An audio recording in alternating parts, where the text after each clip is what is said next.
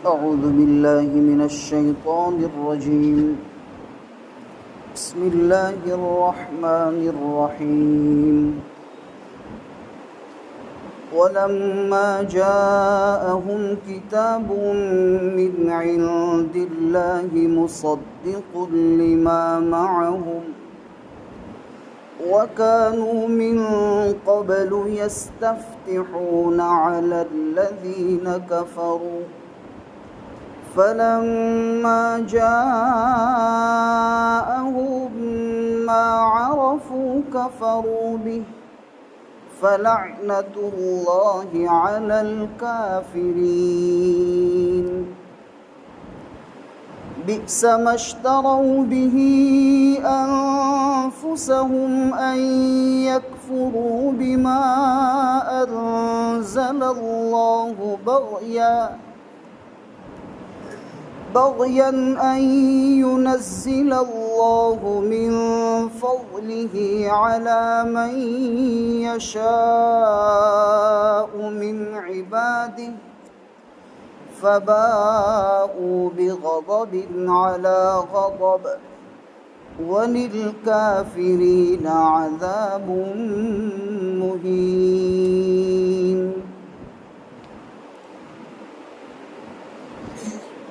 اور جب یہود کے پاس اللہ کی طرف سے کتاب آئی جو کتاب سچ بتانے والی ہے اس کتاب کو یا ان کتابوں کو جو ان کے پاس ہے، یعنی توریت وغیرہ، اور وہ لوگ اس سے پہلے کافروں کے خلاف اس کتاب یعنی قرآن کریم کے حوالے سے فتح اور کامیابی طلب کرتے تھے، کامیابی اور فتح طلب کرتے تھے کافروں کے خلاف. پھر جب ان کے پاس وہ کتاب آ گئی جس کو وہ پہچانتے تھے، یعنی قرآن چونکہ توریت میں لکھا ہوا تھا، تو کفروا بھی، تو انہوں نے اس کا انکار کر دیا. اللہ تعالیٰ کی لعنت ہو انکار کرنے والوں پر. برا فیصلہ ہے وہ جس کی بدولت انہوں نے اپنی ذاتوں کو چھڑایا کہ وہ کفر کرے اس کتاب کا انکار، کہ وہ کفر کرے اس کتاب کے ساتھ، یعنی انکار کرے اس کتاب کا جو اللہ نے اتاری ہے، محض اس ضد پر کہ اللہ تعالیٰ اپنے فضل سے اپنے بندوں میں سے جس پر چاہے وہ کتاب اتار سکتا ہے، لیکن ان کو ضد اور حسد ہوا. فباءوا بغضب علی غضب، وہ غضب بالائے غضب لے کر لوٹے، وہ غضب بالائے غضب یعنی غضب پر غضب لے کر وہ لوٹے، اور کافرین کے لیے ذلت والا عذاب ہے.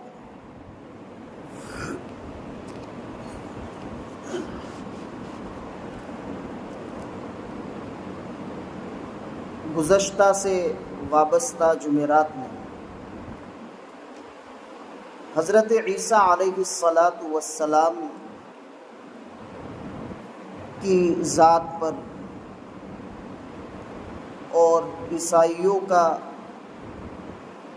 آپ کی ذات سے جو تعلق اور محبت، اور عیسائیوں کا حضرت عیسیٰ علیہ السلام کے ساتھ جو عقیدہ، اور عیسیٰ علیہ السلام کا زندہ آسمان پر اٹھایا جانا، اور قیامت سے پہلے نبی کریم صلی اللہ علیہ وسلم کی احادیث کی روشنی میں ان کا دنیا میں دوبارہ آنا اور دجال کا قتل کرنا، اس کے متعلق تفصیلی کلام ہوا تھا. اور اس میں ایک بات بڑی اہم یہ تھی کہ حضرت عیسیٰ علیہ السلام ہی قیامت سے پہلے دنیا میں کیوں آئیں گے اور دجال کو قتل کریں گے، تو حضرت عیسیٰ علیہ السلام کا انتخاب کیوں، اس کے اوپر بھی تفصیل سے بات ہوئی۔ ان دو آیتوں میں یہود کا ذکر ہے، اور یہود جو ہے ان کو معلوم تھا کہ آخری زمانے میں ایک نبی آنے والے، اور وہ نبی وادی بطحا یعنی عرب کی سرزمین سے آئیں گے، اور ان کے اوپر اللہ کی طرف سے ایک کتاب نازل ہوگی۔ یہ سب کچھ ان کی کتاب میں لکھا ہوا تھا، توریت میں بھی لکھا ہوا تھا اور انجیل میں بھی لکھا ہوا تھا۔ انجیل میں نبی کریم صلی اللہ علیہ وسلم کا نام سریانی زبان میں، انجیل سریانی زبان میں، اور تورات جو ہے نا یہ عبرانی زبان میں۔ تو سریانی زبان میں نبی کریم صلی اللہ علیہ وسلم کا جو نام تھا وہ لکھا ہوا تھا فارقلیط۔ فارقلیط یہ سریانی زبان کا لفظ ہے، اس کے معنی اگر عربی میں کرے تو ہوگا احمد۔ اور حضرت عیسیٰ علیہ السلام نے جو بنی اسرائیل کو جو پیشین گوئیاں دی تھی اس کا ذکر قرآن میں، اور حضرت عیسیٰ علیہ السلام نے کہا تھا انی مبشرا برسول یأتی من بعدی اسمہ احمد، کہ میں ایک رسول کی بشارت دیتا ہوں جو میرے بعد آئیں گے اور ان کا نام ہوگا احمد۔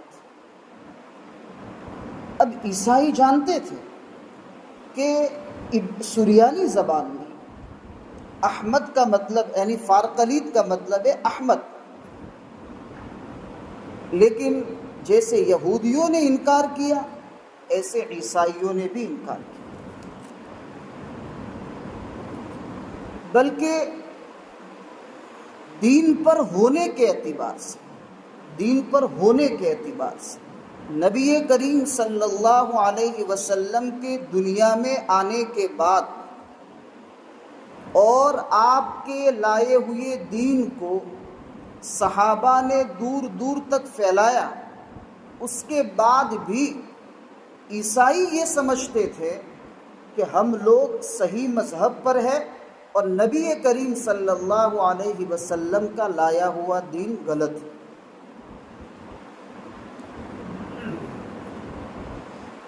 مکی زمانہ 13 سال کا نبوت کے بعد گزر گیا، مدنی زمانہ جو 10 سال کا ہے اس میں 90 سال میں یعنی 9واں جو سال ہے اس میں نجران کے عیسائیوں کا ایک وفد نبی کریم صلی اللہ علیہ وسلم کی خدمت میں آیا، اور اس میں ابو حارثہ نام کا شخص اور اس کا بھائی کرز ابن سعید یہ قافلے کے امیر تھے، اور 60 افراد نبی کریم صلی اللہ علیہ وسلم کی خدمت میں آئے، اور ان کے آنے کا مقصد ایک بات تھوڑی اور سمجھ لو، یہ جو مدینے میں جو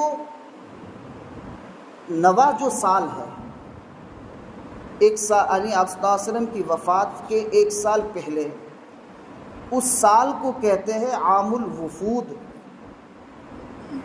یعنی اس سال اتنے وفد نبی کریم صلی اللہ علیہ وسلم کی خدمت میں آئے اور سب نے ایمان اور اسلام کو قبول کیا۔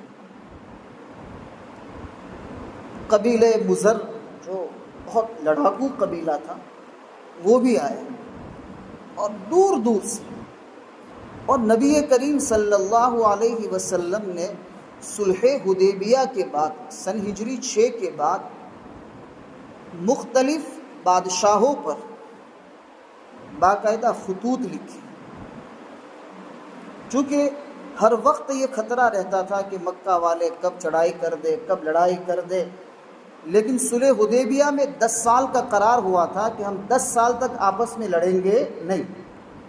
اس لیے نبی کریم صلی اللہ علیہ وسلم کو یہ موقع مل گیا، فرصت مل گئی، تو آپ نے مکہ والوں سے بالکل مطمئن ہو گئے، تو آپ نے الگ الگ بادشاہوں کو جو ہے خطوط روانہ کیا، جس سے بادشاہوں نے ان خطوط کا تذکرہ اپنی پبلک اور اپنی رعیت کے سامنے کیا، اور مکے سے اور مدینے سے جو عرب حضرات تجارت کے لیے باہر جایا کرتے تھے، وہ لوگ ان کو پوچھنے لگے کہ بھئی یہ کون ہے جو نبی ہے، جو یوں کہتا ہے کہ آسمان سے مجھ پر خبریں آتی ہے، ایک کتاب اللہ کی طرف سے مجھ پر اترتی ہے، اس کی زندگی کا بایو ڈیٹا کیا ہے؟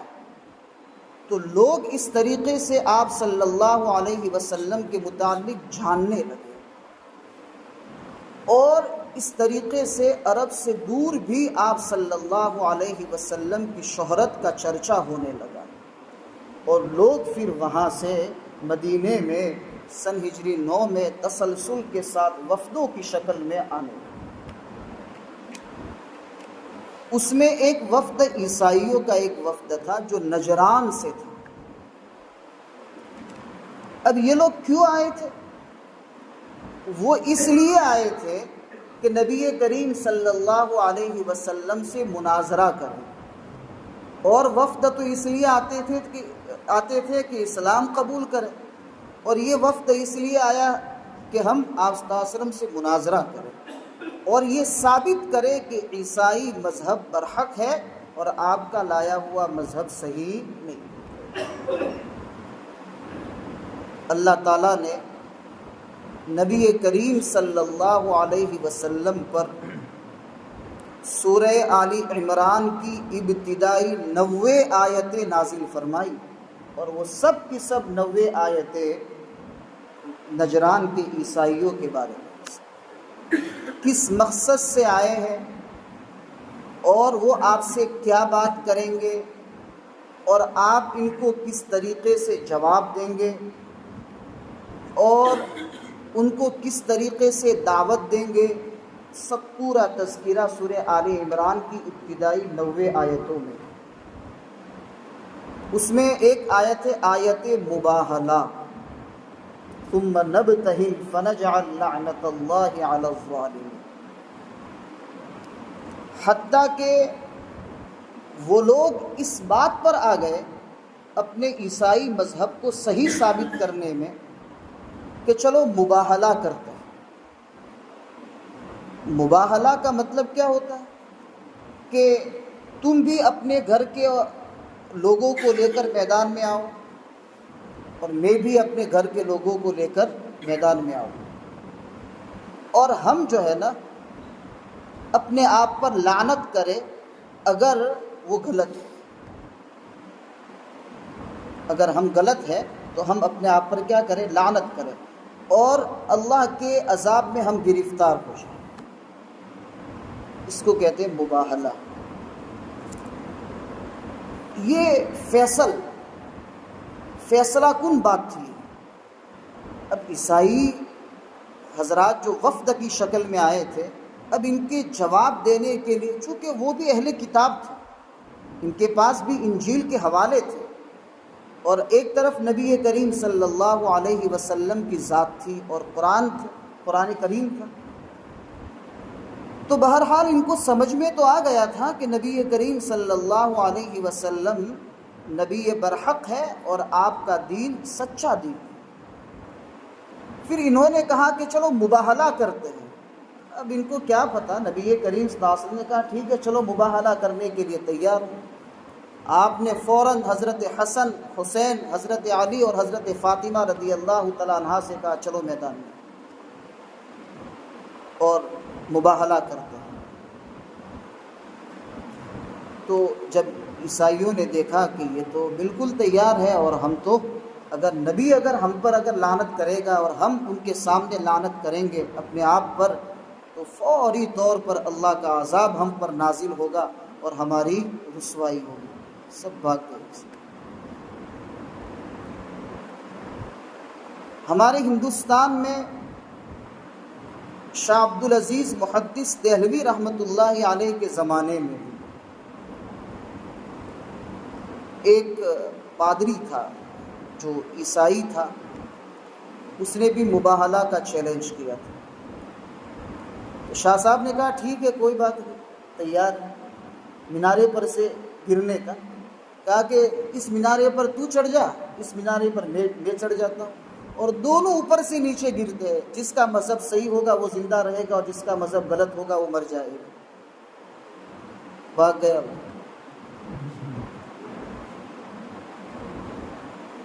ایک سادھو آیا شاہ عبدالعزیز رحمۃ اللہ علیہ کے پاس، کہا کہ حضرت تمہاری مساجد میں سب جگہ پر دیکھو تو شگاف اور فٹن نظر آتے ہیں، اور ہماری مندروں میں دیکھو، عیسائیوں کے گرجا میں دیکھو اور یہودیوں کے کنیسوں میں دیکھو، وہاں کتنے شاندار عمارتیں ہوتی ہیں۔ شاہ عبدالعزیز رحمۃ اللہ علیہ نے ایسا کہا کہ بتاؤ صحیح تمہارے مندر کیسے ہے؟ تو وہ سادھو لے گیا، کہا کہ چلو دکھائے، آپ کو دکھائیں۔ تو شاہ عبدالعزیز رحمۃ اللہ علیہ نے قرآن کریم کی ایک آیت پڑھ کے یوں اشارہ کیا تو پوری زمین جو ہے نا وہ سب پورا شگاف پڑ گیا، فٹن ہو گئی پوری دیوار، یہاں بھی ہر جگہ پر جہاں جہاں اشارے کیے وہاں شگاف پڑ گئے۔ کہا کہ ہماری مسجدوں کی عمارتیں شگاف اور فٹن والی ہے اور سلامت ہے، یہ اللہ تعالیٰ کی مدد ہے، ورنہ جس جگہ پر قرآن پڑھا جاتا ہو وہ عمارتیں کیسے باقی رہ سکتی ہیں؟ اس لیے کہ لو انزلنا هذا القرآن على جبل لرأيته خاشعا متصدعا من خشیۃ اللہ، اگر ہم اس قرآن کو پہاڑ پر نازل کر دیں تو پہاڑ اس قرآن کے سننے کی وجہ سے پھٹ جائے۔ اگر یہ عمارتیں اور یہ دیواریں اگر سلامت ہے تو یہ اللہ کی مدد ہے۔ تمہاری ان عبادت گاہوں میں کہاں قرآن پڑھے جاتے ہیں کہ تمہاری عمارتوں کو کچھ ہو؟ تو یہ بہرحال قرآن کی تاثیر اور شاہ عبدالعزیز رحمۃ اللہ علیہ کے ایمان کی مضبوطی، چونکہ خاندان بھی تو اللہ تعالیٰ نے ایسا دیا تھا۔ شاہ ولی اللہ محدث دہلوی رحمۃ اللہ علیہ کے لڑکے ہیں، اور ہندوستان میں ان کے باپ یعنی ان کے والد شاہ ولی اللہ کی جو علمی میراث کو صحیح طور پر تقسیم کیا آپ کی اولاد میں سے، وہ شاہ عبدالعزیز رحمۃ اللہ علیہ۔ آپ کی تفسیر عزیزی پڑھے، کیا تفسیر لکھی ہے شاہ عبدالعزیز رحمۃ اللہ علیہ، اور کیسی کیسی کتابیں لکھی، کوئی مثال نہیں ہے۔ واقعتاً یہ خاندان ولی اللہ ہی جو ہے نا، اس کا ہندوستان پر بہت بڑا احسان۔ حضرت شاہ ولی اللہ محدث دہلوی رحمۃ اللہ علیہ، حضرت عالمیہ صاحب ندوی نور اللہ مرقدہ فرمایا کرتے تھے کہ ہندوستان میں کوئی عالم پیدا نہ ہوتا، صرف شاہ ولی اللہ محدث دہلوی رحمۃ اللہ علیہ اکیلے پیدا ہوتے تو ہندوستان کے فخر کے لیے اتنا ہی کافی تھا۔ آپ نے ایک جگہ پر لکھا کہ یہ شاہ ولی اللہ محدث دہلوی رحمۃ اللہ علیہ کی ذات اور شخصیت یہ نبی کریم صلی اللہ علیہ وسلم کا ایک معجزہ ہے، ورنہ اگلے انبیاء کی امتوں میں ایسی شخصیتیں پیدا نہیں ہوتی۔ آیت من آیات اللہ، معجزۃ من معجزات النبی صلی اللہ علیہ وسلم۔ علامہ انور شاہ کشمیری رحمۃ اللہ علیہ، اللہ تعالیٰ نے کیا حسن دیا تھا۔ علامہ انور شاہ کشمیری رحمۃ اللہ کشمیر کے تھے، اور اللہ نے ایسا ایمان، ایسا تقوی، ایسی علمی صلاحیت و قابلیت سے نوازا تھا کہ ان کے بارے میں بھی کہا جاتا ہے کہ یہ آیت من آیات اللہ، اور ان کے بارے میں یہ کہا جاتا ہے علامہ تھانوی رحمۃ اللہ علیہ کے حوالے سے کہ اگر اسلام مذہب غلط ہوتا تو شاہ صاحب جیسا آدمی کبھی مسلمان نہ ہوتا، یعنی اسلام کی حقانیت پر شاہ صاحب کا مسلمان ہونا یہ دلیل ہے۔ ریلوے اسٹیشن پر ایک مرتبہ گزر رہے تھے، کسی نے دیکھا آپ کے چہرے انور کو، فوراً کہا کہ حضرت کلمہ پڑھائیے، کون ہے آپ؟ یہ چہرہ کبھی غلط ہو ہی نہیں سکتا، ایسا چہرہ تھا۔ بہرحال باتوں سے باتیں نکلتی گئی، تو یہ عیسائیوں کو جو ہے نا نبی کریم صلی اللہ علیہ وسلم نے پھر اخیر میں مباہلے کی دعوت دی، کہا کہ آ جاؤ پھر مقابلے کے، تو بھاگ گئے۔ پھر اخیر میں فرمایا یا اہل الکتاب تعالوا الی کلمۃ سواء بیننا وبینکم الا نعبد الا اللہ ولا نشرک بہ شیئا، یعنی آؤ ایک کلمے کی طرف جو ہمارے اور تمہارے درمیان کامن اور ایک ہے، ایک اللہ کی عبادت، کسی کو اس کے ساتھ شریک نہ ٹھہرائے، اور ولا یتخذ بعضنا بعضا اربابا من دون اللہ، اور ہم میں کے بعض کو رب نہ بنائے اللہ کو چھوڑ دے، اس بات پر آ جاؤ۔ بہرحال عیسائی جو ہے ہم سے قریب ہے، مسلمانوں سے عیسائی قریب ہے، اور مسلمانوں سے صحیح معنوں میں اگر کوئی محبت کر سکتا ہے اور مسلمانوں کے ساتھ جوڑ رکھ سکتا ہے تو وہ ہے نصارہ یعنی عیسائی، اور مسلمانوں کے جو دشمن ہو سکتے ہیں وہ ہے یہود اور مشرک۔ لَتَجِدَنَّ أَشَدَّ النَّاسِ عَدَاوَةً لِلَّذِينَ آمَنُوا الْيَهُودَ وَالَّذِينَ أَشْرَكُوا وَلَتَجِدَنَّ أَقْرَبَهُم مَّوَدَّةً لِلَّذِينَ آمَنُوا الَّذِينَ قَالُوا إِنَّا نَصَارَىٰ۔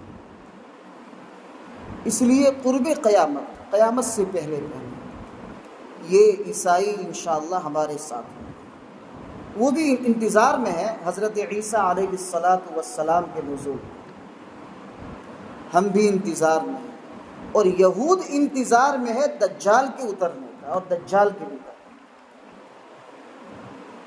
چونکہ ان کے یہاں مسیح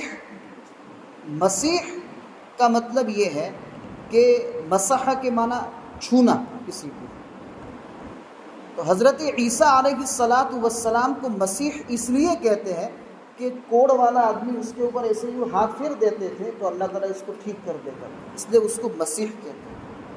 اور دجال بھی اس طریقے سے وہ یعنی پوچھے گا، یعنی کسی کو ایسے ہی کرے گا، مس کرے گا تو اس کی وجہ سے اس کی شکل بدل جائے گی، اس کو ٹھیک ہو جائے گا، تو یہ بھی مسیح ہے اور وہ بھی مسیح ہے، لیکن ایک ہے سچے مسیح جو حضرت عیسیٰ علیہ السلام، اور ایک ہے جھوٹا مسیح جو ہے دجال۔ تو مسیح کاذب جھوٹا مسیح وہ دجال ہے، اور مسیح صادق وہ حضرت عیسیٰ علیہ السلام۔ تو دونوں یہود اور نصارہ اور مسلمان سب مسیح کا انتظار کرتے ہیں، لیکن یہود مسیح کاذب کے انتظار میں، لیکن اس کو وہ سمجھتے ہیں مسیح صادق، اور ہم اور عیسائی مسیح صادق کے انتظار میں ہیں، اور ہم ان کو صادق اور سچا مسیح سمجھتے ہیں، اور وہ ہے حضرت عیسیٰ علیہ السلام۔ اس لیے دجال کے ساتھ سب سے زیادہ اس کے ماننے والے یہودی، سب سے زیادہ، چونکہ وہ تو اسی کے انتظار میں ہے، اسی لیے کچھ کتابیں لکھی گئی، برمودا ٹیکوب کتاب، یہ لوگ ابھی سے اس کی تلاش میں ہیں، دجال کی تلاش میں، کیونکہ دجال تو دنیا میں موجود ہے۔ حضرت تمیم داری رضی اللہ تعالیٰ عنہ کی روایت کتاب الفتن مشکا جلد ساری میں بڑی تفصیل کے ساتھ ہے، ان سے ملاقات، ایک صحابی کی ملاقات ہوئی ہے دجال سے، لمبی چوڑی حدیث ہے، اور اس کو کسی جزیرے میں قید کر دیا گیا ہے، بہت مضبوط جو ہے نا زنجیروں میں،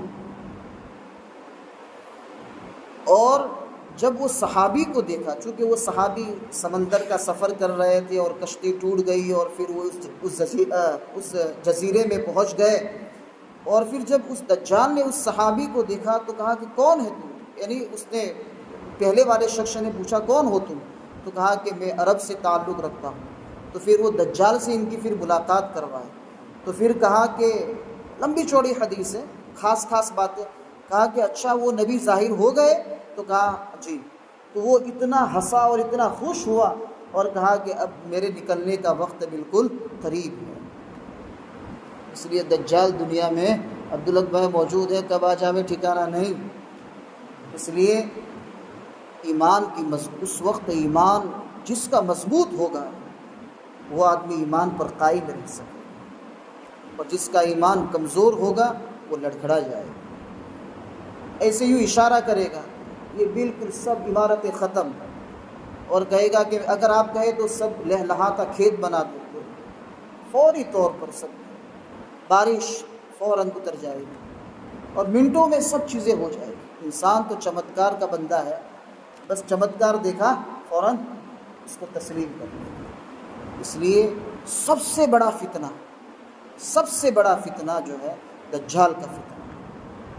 اچھوں کا ایمان جو ہے نا اس وقت لڑکھڑا جائے گا. اللہ تعالیٰ صحابہ ڈرتے تھے. باقی ایک شخص مدینے میں ظاہر ہوا اور وہ دجال جیسی باتیں کرتا تھا. تو فاروق اعظم رضی اللہ تعالیٰ عنہ نے فرمایا، کہا یا رسول اللہ اگر آپ کہیں تو اس کو اڑا دو. تو نبی کریم صلی اللہ علیہ وسلم نے فرمایا، عمر تم کو اس کے قتل، اگر یہ واقعتاً دجال ہے تو تمہیں اس کے قتل کا تمہیں حکم نہیں دیا گیا. وہ حضرت عیسیٰ علیہ السلام ہے، وہ آئیں گے اور قتل کریں گے، اور اگر نہیں ہے تو پھر کسی کو قتل کرنے میں فائدہ کیا. تو یہ اس زمانے میں ایک ایسا ظاہر ہوا تھا مدینے میں. تو بہرحال دجال کا فتنہ جو ہے نا، تو یہ یہودی اس کے انتظار میں، اور عیسیٰ علیہ السلام کے انتظار میں عیسائی بھی ہے اور مسلمان بھی ہے. اس لیے یہ دو طبقہ ایک ساتھ ہے اور وہ پورے کے پورے الگ ہیں.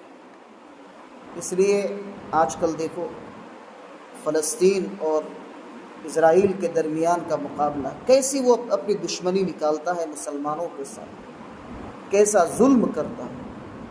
فاروق اعظم رضی اللہ تعالیٰ عنہ کے زمانے میں مسجد اقصیٰ اور یہ بیت المقدس فتح ہوا. پھر اس کے بعد ایک لمبے زمانے تک 11ویں صدی عیسوی تک مسلمانوں کے قبضے میں رہا. پھر 93 سال کے لیے پھر عیسائیوں کے قبضے میں گیا. پھر صلاح الدین ایوبی رحمۃ اللہ علیہ نے پھر اس کو فتح کیا اور مسلمانوں کے حوالے کیا، اور 1948 سے لے کر ابھی تک یہودیوں کے قبضے میں ہے. اور انشاءاللہ وہ وقت قریب نہیں ہے، ان قریب انشاءاللہ مسلمانوں کے ہاتھ میں آئے گا. ہمارا قبلہ ہے بیت المقدس جو ہے. بیت اللہ قبلہ بننے سے پہلے 16 مہینے یا 17 مہینے نبی کریم صلی اللہ علیہ وسلم اور صحابہ نے بیت المقدس کی طرف منہ کر کے نماز پڑھی، تاکہ یہود کو یہ ہو کہ دیکھو مسلمان جو ہے ہمارے قبلے کے مخالف نہیں ہے. اور وہاں چونکہ بیت المقدس اور فلسطین میں تقریباً انبیاء بنی اسرائیل وہاں نازل ہوئے، وہاں جو ہے مبعوث ہوئے، انبیاء کا مرکز رہا. اس لیے اللہ تعالیٰ نے اس مسجد کی جو ہے نا عظمت کو بڑھا دیا. اور ایک صحابی نبی کریم صلی اللہ علیہ وسلم کے پاس آئے اور مسجد اقصیٰ کی فضیلت کے بارے میں پوچھا، تو آپ نے فرمایا اگر اس میں ایک نماز پڑھو گے تو 1000 نماز پڑھنے کا ثواب ہے. پھر کہا کہ یا رسول اللہ اگر میں مسجد اقصیٰ نہ پہنچ سکوں، ابن ماجہ شریف کی روایت ہے کہ اگر میں مسجد اقصیٰ نہ پہنچ سکوں تو کیا کروں؟ تو آپ نے فرمایا کہ تیل بھی بھیج دیا کرو تاکہ چراغ میں ڈال کر وہاں مسجد میں اجالا کیا جا سکے.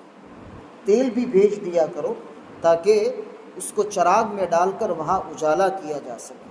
اگر نہ پہنچ سکو تو ایسا بھی کرو. تو مسجد اقصیٰ جو ہے نا ہمارا قبلہ رہا ہے. اس لیے انشاءاللہ عنقریب مسلمانوں کے ہاتھ میں دوبارہ وہ مسجد اقصیٰ آ جائے گی. لیکن اس کے لیے صرف انتظار کرنے سے نہیں، اللہ سے ہم وہاں نہیں پہنچ سکتے تو کم سے کم ہم دعا کریں فلسطینی مسلمانوں کے لیے، ان مظلوموں کے لیے. رات کو اٹھ کر جب بھی موقع ملے ان کے نام کی دعا، ان کے نام جو یعنی ان کے نام سے دعا بھی کرے اور صدقہ بھی کرے. کہ اللہ تعالیٰ ان کو فتح نصیب فرمائے۔ اس حال میں ہے، اور ان کا ایمان چونکہ انبیاء کی اولاد ہے اور شروع سے حالات میں رہی، ایک قوم حالات میں رہی، ان کا ایمان بھی اتنا مضبوط ہے کہ تصور نہیں کر سکتے۔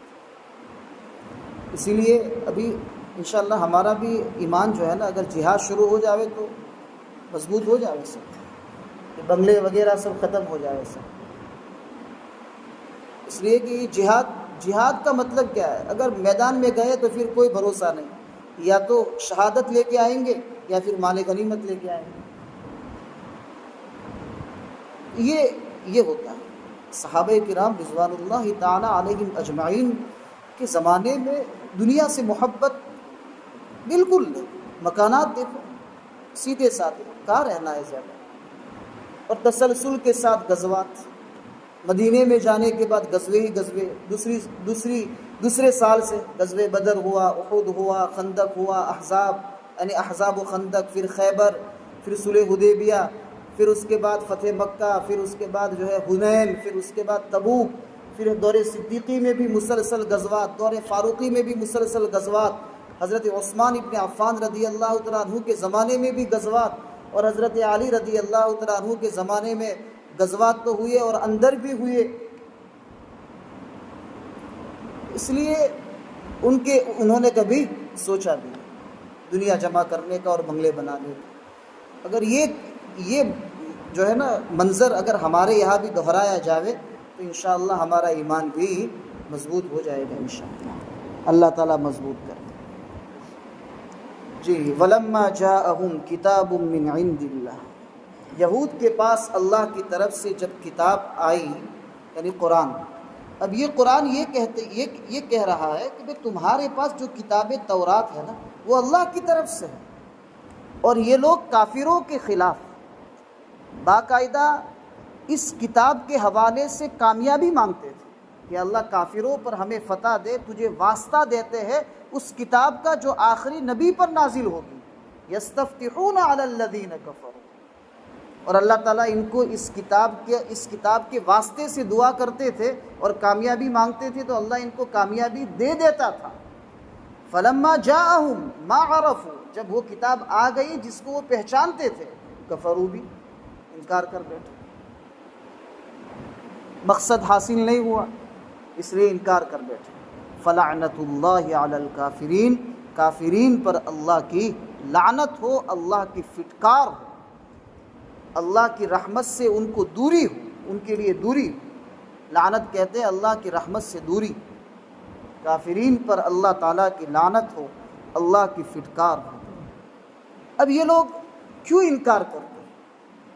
آگے والی آیت میں اس کا جواب، وہی بات جو پہلے میں نے بیان کی تھی کہ تسلسل کے ساتھ یہ جو انبیاء کا سلسلہ چل رہا تھا وہ بنی اسرائیل میں چل رہا تھا، اور بنی اسرائیل حضرت یعقوب کی اولاد میں سے ہے سب، اور وہ حضرت اسحاق کے لڑکے ہیں حضرت یعقوب، اور یہ آپ صلی اللہ علیہ وسلم حضرت اسماعیل علیہ السلام کی اولاد میں سے، تو ان کو چچا کے خاندان میں نبوت چلی گئی، اس لیے ان کو حسد ہوا، بغین ان ینزل، بس محض اس ضد پر کہ اللہ نے کیوں بنی اسماعیل میں یہ نبوت کو شروع کر دیا، اور بنو اسحاق میں جو سلسلہ چل رہا تھا اس کو کیوں ختم کر دیا۔ تو اللہ تعالیٰ فرماتے ہیں کہ وَلَٰكِن يُنَزِّلُ بغین ان ينزل اللہ من فضلہ علی من یشاء من عبادہ، اپنے بندوں میں سے جس پر چاہے اللہ تعالیٰ قرآن اتارے، نبوت اتارے، رسالت اتارے، یہ اللہ کی مرضی ہے۔ لہذا ایک تو کفر کیا، قرآن کا انکار کیا، اور ضد اور حسد بھی۔ تو انکار کی وجہ سے اللہ کا غصہ، انکار کرنے کی وجہ سے اللہ کا غصہ، اور دوسرا حسد کی وجہ سے بھی اللہ کا غصہ، تو غضب علی غضب، غضب پر غضب۔ اب یہ ایسے جو لوگ ہیں یہ کافر ہے، اور ان کے لیے ذلت والا عذاب، وَلِلْكَافِرِينَ عَذَابٌ مُّهِينٌ۔ ذلت والا عذاب کا مطلب یہ ہے کہ یہ عذاب جو ہے نا ان کو ذلیل کرنے کے لیے اور ان کی ذلت کو لوگوں کے سامنے لانے کے لیے اللہ تعالیٰ ان کو عذاب دیں گے اور ہمیشہ عذاب دیں گے۔ مسلمان کو جو عذاب ہوگا، یعنی جو گنہگار مومن اور مسلمان ہوگا، اس کو جو عذاب ہوگا وہ ذلت والا عذاب نہیں۔ علامہ تھانوی رحمۃ اللہ علیہ نے لکھا ہے کہ وہ عذاب جو ہے وہ تطہیر عن الذنوب کے لیے ہوگا، یعنی گناہوں سے اس کو دھونے کے لیے، یعنی جو گناہ کیے ہیں عذاب میں آپ عذاب کو چکھو، اور پھر جتنے گناہ کیے ہیں اس کے بقدر عذاب اگر آپ کو دے دیا جائے گا، پھر اس کے بعد آپ کو جہنم سے نکال کر جنت میں ڈال دیا جائے گا۔ لیکن ان کے لیے جو عذاب ہے وہ عذاب یعنی ذلیل کرنے والا عذاب ہے، اور ان کو ہمیشہ اس عذاب میں رکھا جائے۔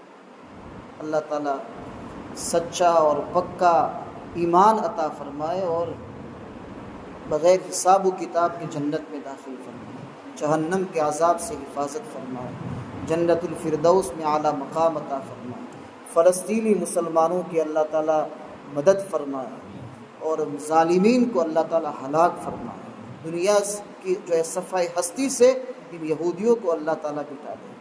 سبحان ربک رب العزت عما یصفون وسلام علی المرسلین والحمد للہ۔